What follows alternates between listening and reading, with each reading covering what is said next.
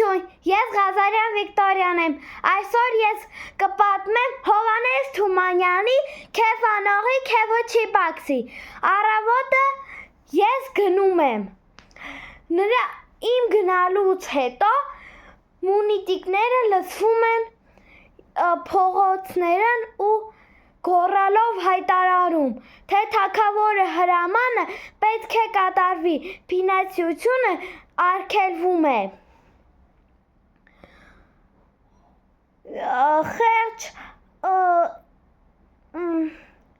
Ես խեղճ ձեռքից էլ բիզը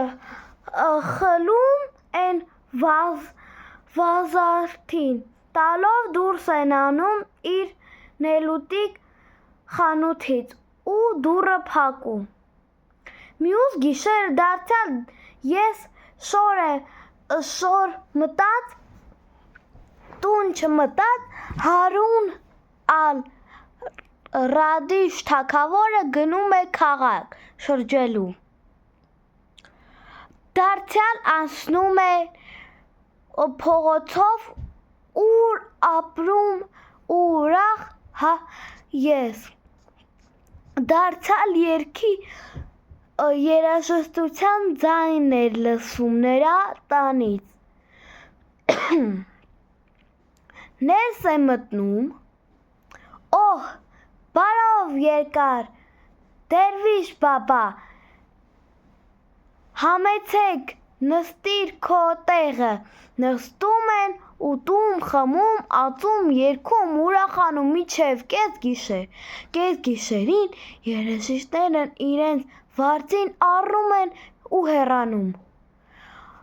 Մնում են տան տեղն ու հյուրերը։ Գիտես ինչ պատահեց, դերվիշ բաբա։ Ինչ պատահեց, հենց էն ինչ որ դու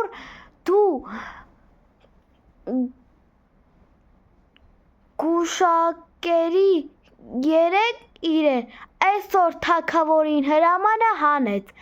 մեր արհեստն արգելեց, ինչ ես ասում, գրաման է հյուսում, հապա նշանակում է ապա, որոնց փող գտար, որ ես գիշերել քեֆ սարքեցի, մի կև կուժ եմ գտել, հիմի էլ ջուր եմ ծախում, օրինակ, ինչ աշխարհ եմ, մի մաս տալիս եմ ապրուստի, մյուսը երաժիշտներին ու դարձյալ քեֆ եմ անում։ Իսկ թագավորը ջուր ծախելն էլ արգելի, էդ ժամանակ ինչ ես անելու, ջուր ծախելով թագավորին ինչ վնաս եք տալի, որ արգելի և ինչու այսօրվանից դրան անեմ դրա համար, երբ որ կարգելի, էն ժամանակ էլ կմտածեմ։ Մի վախեցիր բարեկամ, երեկ չի պահկել մի կտոր հաց ու մի անկյուն, որ էս էղին ուրախանա, անպատ լինեմ ուրախանա,